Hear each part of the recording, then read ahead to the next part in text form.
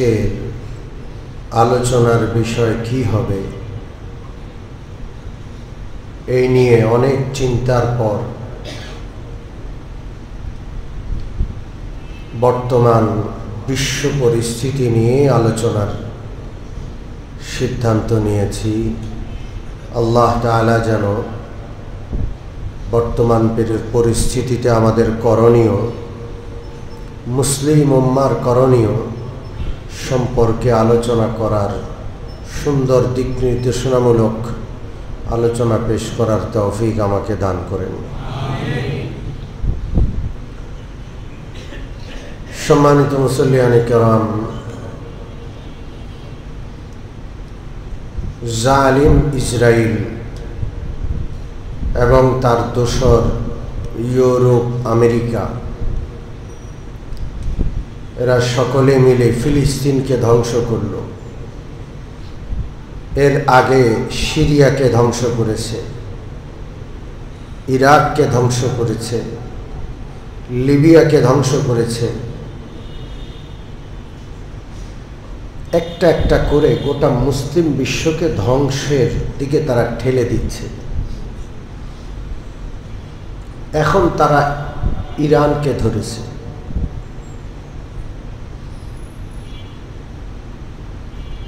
এবং শান্তিপূর্ণ একটা অবস্থানে ছিল ইরান। ইরান কারো উপর আক্রমণ করেনি, বিনা উস্কানিতে ইরানকে ক্ষতবিক্ষত তারা করল। নতুন করে একটা যুদ্ধ বেজে গেল, জানি না এর শেষ কোথায়। যে এক অরাজকতা সারা বিশ্বে তারা চালাচ্ছে, এই অরাজকতা কোথায় গিয়ে ঠেকে আল্লাহই জানে। সম্মানিত মুসল্লিয়ানে কেরাম, এর টার্গেট হলো মুসলমান, আর কিচ্ছু না। বাস মুসলমান শেষ করে দাও, মুসলমানের রাষ্ট্রগুলোকে মাটির সাথে মিশিয়ে দাও। লক্ষ লক্ষ মুসলমান মরে গেলেও কোনো অসুবিধা নাই। মুসলমানের জান মাল, মুসলমানের দেশ, মুসলমানের ইজ্জত সম্মান, কোনো কিছুর কোনো মূল্য নাই। এমন একটা পৃথিবী তৈরি করা হয়ে গেছে, কোনো অজুহাত ছাড়া মুসলমানের দেশে আক্রমণ করার বৈধতা তারা দিয়ে দেয়। বাস আপনার দেশকে আমার দেশের জন্য অনিরাপদ মনে করছি, আমি আক্রমণ করে দিলাম। যত নিয়ম কানুন, বিশ্ব শান্তি, এই সমস্ত শব্দ, মানবাধিকার, এগুলো অন্যদের জন্য। শক্তিশালী দেশগুলো, পরাশক্তিগুলোর জন্য এই সমস্ত কানুন নাই, নিয়ম কানুন নাই। যেখানে যখন ইচ্ছা হামলা করবে, যেই দেশে ইচ্ছা হামলা করবে, যেই দেশকে ইচ্ছা চক্রান্তের ফাঁদে ফেলে লুট করবে। এটাই যেন দুনিয়া, জোর যার মুলুক তার। যত নিয়ম কানুন সব অন্যদের জন্য। এমন একটা বিশ্বে আমরা বসবাস করছি, আমাদের কোনো নিরাপত্তা নাই, আমাদের দেশেরও কোনো নিরাপত্তা নাই। এই অবস্থা, পার্শ্ববর্তী রাষ্ট্র যদি এই দেশে আক্রমণ করে দেয়, কেউ আসবে না আপনার আমার জন্য।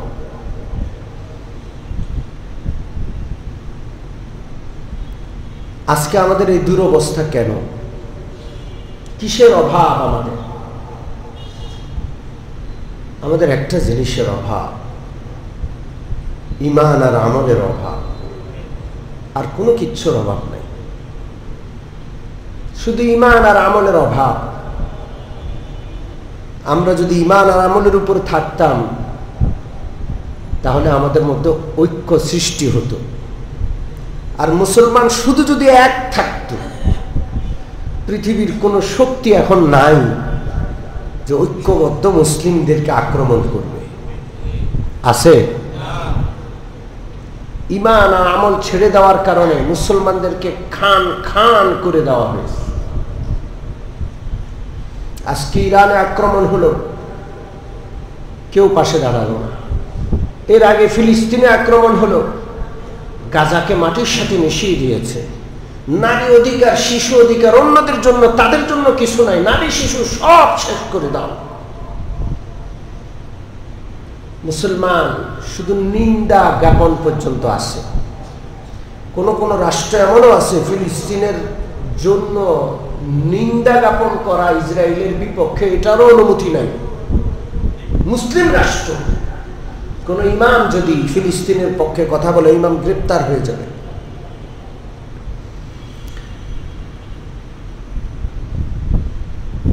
আমরা একটা অনিরাপদ পৃথিবীতে বসবাস করছি। যে কোনো সময় আমরা আগ্রাসনের শিকার হতে পারি, আমাদের ভূখণ্ড দখল হয়ে যেতে পারে, আমাদের ভূখণ্ডে মিসাইল সহ যে কোনো রকমের দূরপাল্লার অস্ত্রের ক্ষেপণাস্ত্রে আক্রমণ হতে পারে।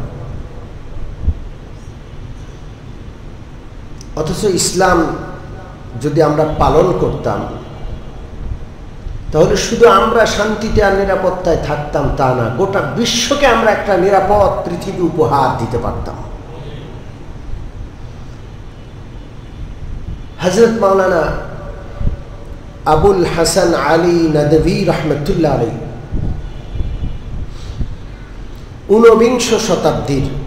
20 শতাব্দীর একজন বড় মাপের আল্লাহওয়ালা দার্শনিক বুজুর্গ ছিলেন, মাওলানা আবুল হাসান আলী নদভী রহমতুল্লাহ আলাইহি। 1999 সালের 30 কিংবা 31 ডিসেম্বর তিনি ইন্তেকাল করেন।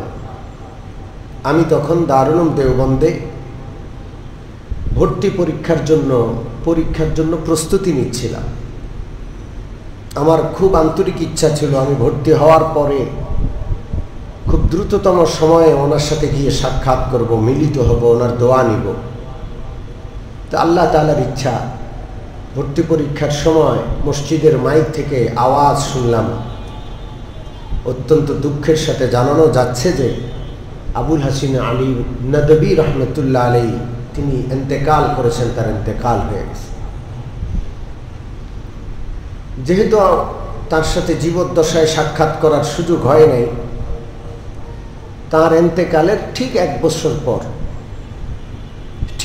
বছর পর আমি দেওবন্দ থেকে সফর করে তার কবর জিয়ারতের জন্য লখনউ গিয়েছি।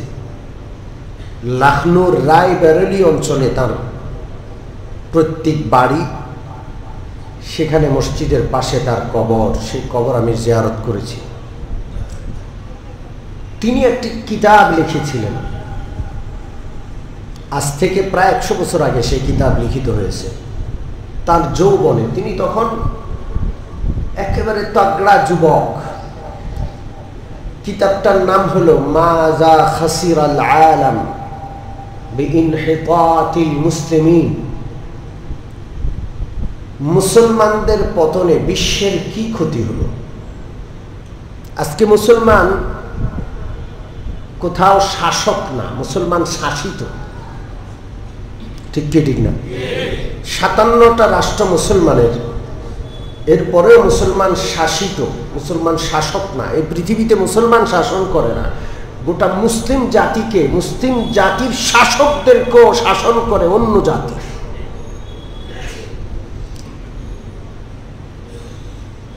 তো মুসলমানদের এই পতনে বিশ্ব কি হারালো, বিশ্বের কি ক্ষতি হলো। এই বিশ্ব থেকে শান্তি শেষ হয়ে গেছে, নিরাপত্তা ধ্বংস হয়ে গেছে। মুসলমানদের পতনে শুধু মুসলমান ক্ষতিগ্রস্ত হয়েছে তা না, মুসলমানদের পতনে পৃথিবীর প্রতিটা মানুষ, চাই সে মুসলমান হোক অমুসলমান হোক, শুধু মানুষ নয়, পশু পক্ষী ক্ষতিগ্রস্ত হয়েছে। বনের পশুগুলো পর্যন্ত ক্ষতিগ্রস্ত হয়েছে, ওরাও নিরাপদ না।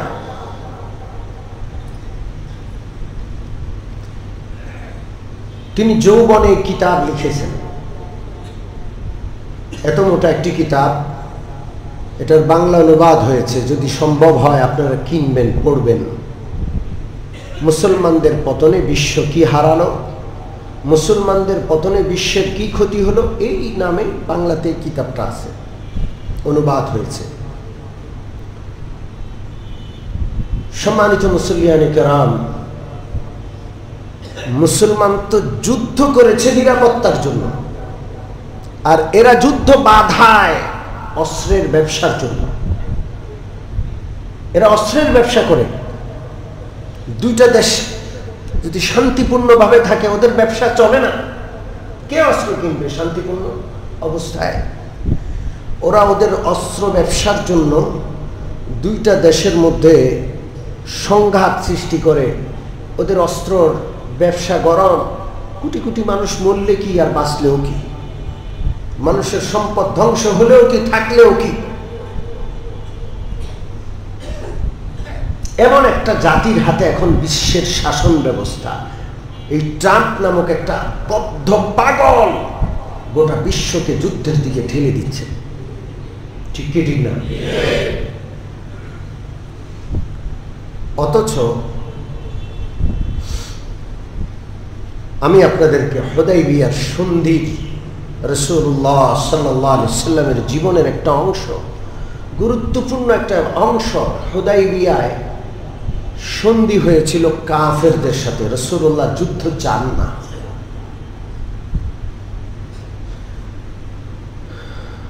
জিহাদ ইবাদত,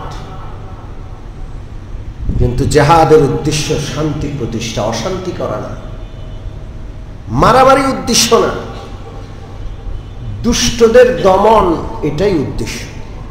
ওরা গোটা বিশ্বকে জ্বালিয়ে পুড়িয়ে ছাই করে দিচ্ছে। ওরা সন্ত্রাসী না। আর মসজিদের কোণে বসে একটা লোক নামাজ কালাম পড়ে, দাড়ি রেখেছে, আল্লাহর কথা বলে, ইসলামের কথা বলে, ও সন্ত্রাসী। ঠিক কি ঠিক না? এমন একটা পৃথিবীতে আমরা আছি। আমি আপনাদেরকে রাসূলুল্লাহ সাল্লাল্লাহু আলাইহি সাল্লামের জীবনের হুদাইবিয়ার সন্ধির সে অংশটি শোনাচ্ছি। আল্লাহর হাবিব সাল্লাল্লাহু আলাইহি ওয়াসাল্লাম মক্কা থেকে হিজরত করে নিজের মাতৃভূমি চিরতরে বিদায় দিয়ে তিনি মদিনায় চলে আসলেন। এক এক করে ছয়টি বৎসর পার হয়ে গেল। যিনি কাবা ঘরের প্রতিবেশী, যার সকাল সন্ধ্যা জীবনের প্রতিটা মুহূর্ত কাবা ঘরকে ঘিরে, কাবা ঘরের চত্বরকে ঘিরে কাটত, যিনি জীবনের 53টা বৎসর কাবা ঘরের প্রতিবেশী ছিলেন, তিনি এবং তার সাথী সঙ্গী আবু বকর, ওমর, উসমান, মুহাজির, সাহাবা 6 বৎসর কাবা ঘর দেখে না। কয় বৎসর? আমি আপনাদেরকে কিভাবে বুঝাবো? যেই দিন হাজিরা আরাফার ময়দানে আল্লাহ আমাকে অনেকবার নিয়েছেন, এবার আমি যেতে পারি নাই। সেই দিন একটা মুহূর্তের জন্য আমার শান্তি ছিল না, আমার মনটা অনেক খারাপ ছিল। আমি বারবার দেখছিলাম আরাফাতের দৃশ্য। আল্লাহর মেহমানরা সাদা কাপড় পরে সেখানে কি না করছে, কত না দোয়া করছেন। আমরা মাঝে মাঝে যাই, আমাদেরই এত মায়া, এত মহাব্বত ওই জমিনের জন্য, ওই পবিত্র ভূমির জন্য, যে রাসূলুল্লাহর জন্ম সেখানে, যে রাসূলুল্লাহর বেড়ে ওঠা সেখানে, মাতৃভূমি তার জন্মস্থান, যিনি কাবা ঘরের প্রতিবেশী, 53 বছর সেখানে কাটিয়েছেন, তাকে সেখান থেকে বঞ্চিত করা হলো, বের করে দেওয়া হলো। 6টা বছর একটা নজরের জন্য সেই ভূমি দেখতে পাননি, কাবা ঘর নজরে পড়েনি, সেখানে যেতে পারছেন না। কত কষ্ট মানে। আল্লাহর হাবিব সাল্লাল্লাহু আলাইহি ওয়াসাল্লাম ফজরের নামাজের পর তার প্রাণপ্রিয় সাহাবীদেরকে নিয়ে বসে স্বপ্ন শুনতেন, স্বপ্ন বৃত্তান্ত বর্ণনা করতেন। একদিন ফজরের নামাজের পর রাসূলুল্লাহ নিজের স্বপ্নের কথা বর্ণনা করলেন। অন্য দিন সাহাবীদের স্বপ্ন শুনতেন আর ব্যাখ্যা দিতেন, কিন্তু আজকে খোদ রাসূলুল্লাহ নিজের স্বপ্ন বর্ণনা করলেন। আল্লাহ রাসূল বললেন, সাহাবারা, আমি স্বপ্নে দেখেছি ইহরাম অবস্থায় পবিত্র মক্কা নগরীতে আমি প্রবেশ করছি, তোমরা আমার সাথে আছো। ইহরামের সাদা পোশাক পরে আমি পবিত্র কাবা ঘরের তাওয়াফ করছি, তোমরা আমার সঙ্গে। সাফা মারওয়ার সাই করছি। উমরা শেষ করার পরে পশু জবাইয়ের মাধ্যমে হালাল হয়েছি। চুল কাটছি, নখ ফেলছি। ইহরামের এই দৃশ্য, কাবা ঘরে উমরা পালনের এই পুরা স্বপ্ন আমি নিজে দেখেছি। আল্লাহ রসুলের সাহাবারা রসুল্লাহকে রসুল বলে মানেন, নবী বলে মানেন। নবী কেমন হন, নবীর মর্যাদা কেমন হন, সবকিছু তারা জানেন। তারা জানেন নবীর স্বপ্ন সত্য। আমাদের স্বপ্ন আজগুবি অসত্য হতে পারে, শয়তানও আমাদের স্বপ্নের মধ্যে প্রভাব বিস্তার করে, কিন্তু নবীদের ঘুম আর চেতন দুটোটা সমান। চেতন অবস্থায় শয়তান যেমন নবীর উপর প্রভাব বিস্তার করতে পারে না, ঘুমন্ত অবস্থায়ও নবীকে শয়তানের চক্রান্ত থেকে হেফাজত করেন কে? এই জন্য নবীর স্বপ্ন সত্য, এবং শুধু সত্য না, ওয়াহী। হযরত ইব্রাহিম আলাইহিস সালাম সন্তানকে জবাই করতে দেখলেন। সন্তান ইসমাঈল আলাইহিস সালাম জানেন আমার বাবা খলিলুল্লাহ। এই জন্য সন্তানের মতামত জানতে চাইলে তিনি বললেন, ইয়া আবাতি ফআল মা তু'মার, ও আমার বাবা, যা নির্দেশনা এসেছে আপনি তা পালন করেন, কার্যকর করেন, আমি রাজি আছি। স্বপ্নটা তু'মার, এটাও আমর, এটাও নির্দেশ, কারণ নবীর স্বপ্ন আল্লাহর পক্ষ থেকে ওয়াহী। রাসূলুল্লাহ সাল্লাল্লাহু আলাইহি ওয়াসাল্লাম যখন স্বপ্নের কথা বললেন, সাহাবীদের মন ছুটে গেল, মুহূর্তেই তারা উতলা হয়ে গেল, তাদের মন, তারা পাগল পারা হয়ে গেলেন। ইয়া রাসূলুল্লাহ, আপনার স্বপ্ন সত্য, আর একটা মুহূর্ত দেরি নয়, চলেন আমরা সবাই মক্কায় চলে যাই, আমরা উমরা করব। সাহাবাদের পীড়াপিড়িতে রাসূলুল্লাহ রাজি হয়ে গেলেন। ঘোষণা হয়ে গেল আশেপাশে রাসূলুল্লাহ উমরা করতে যাবেন। সাহাবারা সব সমাবেত হলো। ১৫০০ সাহাবী বড় কাফেলা ইহরামের কাপড় পরে উমরার জন্য রওনা করে দিয়েছেন। আল্লাহ, উমরা বা হজ করতে গেলে পশু নিয়ে যাওয়া এটা একটা ইবাদত। এখন সম্ভব না, বিমানে করে পশু নেওয়া যাবে? জোরে বলেন। সেখানে পশু নিয়ে যাওয়া, নিজের পালিত পশু সেখানে নিয়ে হজের পরে, উমরার পরে জবাই করে হালাল হওয়া, এটা একটা ইবাদত। তো রাসূলুল্লাহ সাল্লাল্লাহু আলাইহি ওয়াসাল্লাম এবং সাহাবারা পশু নিয়ে গেলেন। ১৫০০ সাহাবীর বিশাল দল। আল্লাহর হাবিব সাল্লাল্লাহু আলাইহি ওয়াসাল্লাম মক্কার দূরে হুদাইবিয়া নামক জায়গায় আল্লাহর হাবিব সাল্লাল্লাহু আলাইহি ওয়াসাল্লাম তাবু ফেললেন। এখন আরেকদিন রওনা করলেই মক্কায় পৌঁছা যাবে।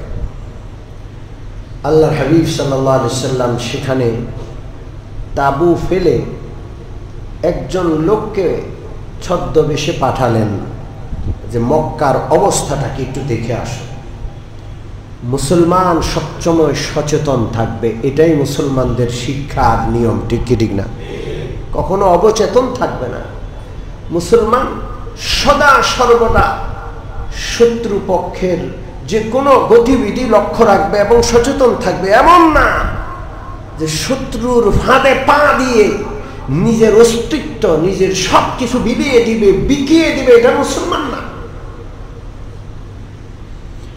আল্লাহর হাবিব সাল্লাল্লাহু আলাইহি ওয়াসাল্লাম একজন সাহাবীকে ছদ্মবেশে পাঠালেন।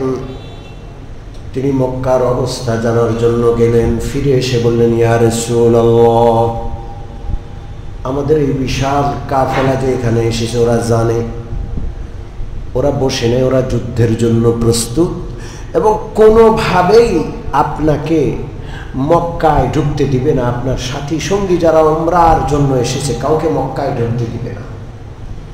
আমি জিজ্ঞেস করি, মসজিদ কার ঘর? জোরে বলেন। এখানে এই মসজিদে এলাকার মানুষকে যেমন ঢুকতে দেওয়া লাগবে, এলাকার বাহির থেকেও কোনো মুসল্লি আসলে আপনি বাধা দিতে পারবেন? কারো এই ক্ষমতা আছে? এটা কার ঘর? মসজিদ থেকে বাধা দেওয়া, ইবাদত করতে বাধা দেওয়া, এটা অনেক বড় অন্যায় আর জুলুম। মক্কার লোকেরা মক্কায় প্রবেশ করতে দিবে না, রাসূলুল্লাহকে যুদ্ধের জন্য প্রস্তুত। আল্লাহর হাবিব সাল্লাল্লাহু আলাইহি ওয়াসাল্লাম ইহরাম অবস্থায়, ইহরাম পরিহিত অবস্থায়, ফালা রাফাসা ওয়ালা ফুসুকা ওয়ালা জিদালা ফিল হজ্জি, হজের মধ্যে কোনো ঝগড়াঝাটি নাই, ইহরাম অবস্থায় কোনো মারামারি হানাহানি, কোনো তর্ক বিতর্ক নিষেধ। এই জন্য রাসূলুল্লাহ যেহেতু উমরা করতে যাচ্ছেন, যুদ্ধ প্রস্তুতি রাসূলুল্লাহর নাই, শুধু খাপের ভিতরে তরবারি আছে, আর কিচ্ছু নেই, কোনো অস্ত্র নেই কারো কাছে। আর এই নিরস্ত্র ইহরাম পরিহিত লোকদেরকে পবিত্র মক্কার জমিনে ঢুকতে দেবে না তো দেবে না, পাশাপাশি যুদ্ধের জন্য তারা প্রস্তুত। আল্লাহ রসুলের কাছে যখন এই সংবাদ পৌঁছল, রসুল করিম সাল্লাল্লাহু আলাইহি ওয়াসাল্লাম এবার প্রকাশ্যে একজন লোক পাঠালেন যে তাদের কাছে গিয়ে বলো, আমরা শুধু আল্লাহর ঘরে এসেছি, আমরা উমরাকারী, এই ঘর মক্কাওয়ালাদের না, এই ঘর কার? জোরে বলেন। আল্লাহ। মক্কাবাসী মক্কায় আছে বিদায় ঘরে কাউকে আসতে দিবে না, এই বাধা দেওয়ার ক্ষমতা অধিকার তাদের নাই। আমরা শুধু আল্লাহর ঘরে তাওয়াফ করবো, উমরা করবো, এই জন্য আসছি। মক্কার লোকেরা বলে না, আমরা তাদেরকে ঢুকতেই দিব না। রাসূলুল্লাহ সাল্লাল্লাহু আলাইহি ওয়াসাল্লাম সাহাবাদেরকে নিয়ে আবার রওনা করলেন মক্কার দিকে। কিন্তু কি আজব, আল্লাহ রসুলের উটনির নাম ছিল কসওয়া। এই কসওয়া নামক উটনি রাসূলুল্লাহকে নিয়ে 2-4 কদম চলার পর বসে গেল। তাকে উঠানোর চেষ্টা করা হচ্ছে, সে আর উঠছেই না, বসে আছে একবারে। সাহাবাগণ আশ্চর্য হয়ে গেলেন। আল্লাহর হাবিব সাল্লাল্লাহু আলাইহি ওয়াসাল্লাম সাহাবাদেরকে বললেন, এই উটের এই বদভ্যাস নাই, এই পর্যন্ত এত বৎসর এই উটনিটা আমি সাওয়ার হই কখনো কোথাও বসে যায় নাই। নিশ্চয়ই ওই আল্লাহ রাব্বুল আলামিন যিনি হস্তি বাহিনীকে মক্কায় প্রবেশ করতে বাধা দিয়েছিলেন, ওই আল্লাহ রাব্বুল আলামিন আমার উটকে এখানে আটকে দিয়েছেন। এই উটকে বাধা দিচ্ছেন স্বয়ং কে? আল্লাহ। অতএব জোরাজুরি করা যাবে না, এখানে থাকো। আল্লাহ রাসূল সাল্লাল্লাহু আলাইহি ওয়াসাল্লাম সাহাবাদেরকে লক্ষ্য করে বললেন, ও আমার সাহাবারা, মক্কাবাসী আল্লাহ তাআলার কোনো মর্যাদা ক্ষুণ্ণ হয় এমন বিষয় যদি আমার কাছে না চায়, স্বাভাবিক যে কোনো বিষয় আমার কাছে দাবি করলে আমি তাদের সব দাবি পূরণ করব, সব চাওয়া পূর্ণ করে দেব।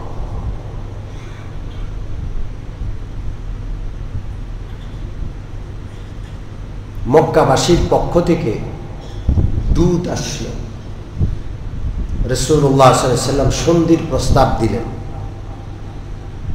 যে মক্কাওয়ালারাও যুদ্ধ করতে করতে ক্লান্ত, বদর গেছে, উহুদ গেছে, খন্দকের যুদ্ধ হয়েছে, ওরাও ক্লান্ত, আমরাও ক্লান্ত, একটু যুদ্ধ বন্ধ হোক।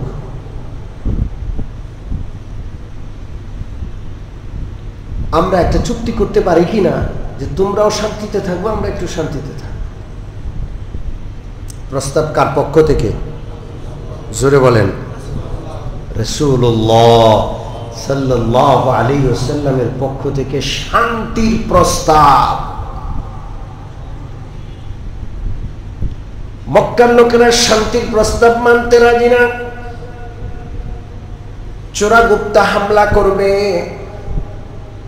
খালিদ ইবনুল ওয়ালিদ তখনও মুসলমান হন নাই। খালিদ ইবনুল ওয়ালিদ তাকায়া দেখে মুসলমানরা সুন্দর করে নামাজ আদায় করছে, জোহরের নামাজ। এমন সুন্দর জামাতের নামাজ খালিদ ইবনুল ওয়ালিদ জীবনেও দেখে নাই।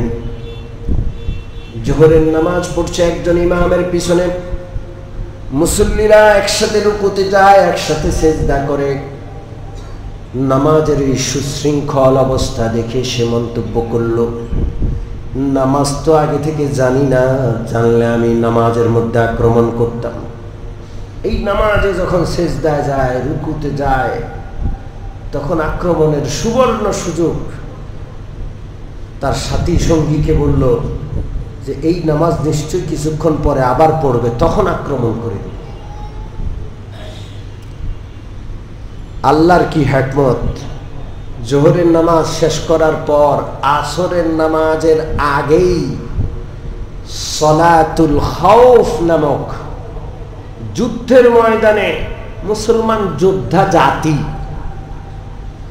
মুসলমানের সারা জীবন যুদ্ধে বিগ্রহে কাটবে, আর নামাজও মাপ নাই। যুদ্ধের ময়দানে নামাজও এমন পদ্ধতিতে হবে, শত্রুপক্ষ মুজাহিদ নামাজেরত অবস্থায় হামলা করতে না পারে, এই ব্যবস্থা সালাতুল খাউফ নাজিল করলেন কে? আল্লাহ।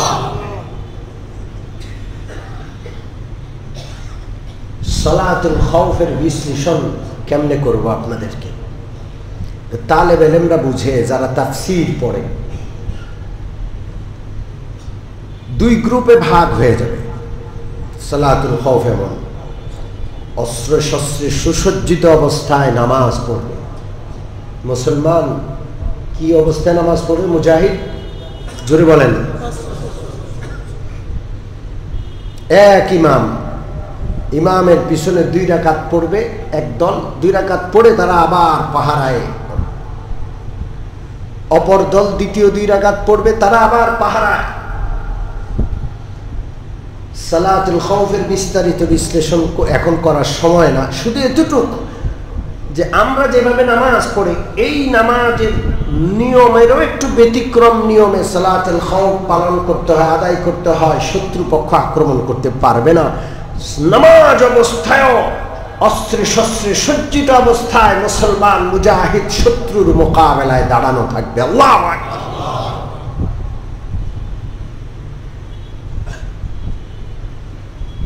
দিনের বেলায় হামলা করতে পারে নাই, গভীর রাতে বিশাল সশস্ত্র বাহিনী মুসলমানদেরকে আক্রমণ করতে যখন আসলো, আল্লাহর রাসূল এবং সাহাবারা সতর্ক, অসতর্ক নয়, সতর্ক। মুসলমানের উপর আক্রমণ করে পালায়া যাবে। যারা আক্রমণ করতে আসছে ওরা বুঝতেই পারে নাই, ওদের সকলকে ঘেরাও করে গ্রেপ্তার করা হলো। প্রায় 70 জনের অধিক বন্দী হলো। রাসূলুল্লাহ যুদ্ধ চান না, ইহরাম অবস্থায় শান্তি চান। সবাইকে সকালবেলায় নাস্তা করাইয়া, খাওয়া দাওয়া করাইয়া সুন্দরভাবে মাপ করে ছেড়ে দিছেন, ক্ষমা করে দিছেন।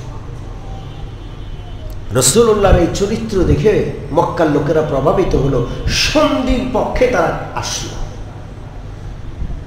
লম্বা আলোচনা করার সুযোগ নাই, রাসূলুল্লাহর সাথে ওদের সন্ধি হলো। এমন এমন দাবি তারা করলো, বাহ্যিকভাবে মুসলমানদের ইসলামের অবমাননা যেন হচ্ছে। আসলে অবমাননা নয়, আল্লাহ রসুল তাদের সব দাবি মেনে নিলেন। 10 বৎসরের জন্য সন্ধি হলো। কয় বছর? জোরে বলেন।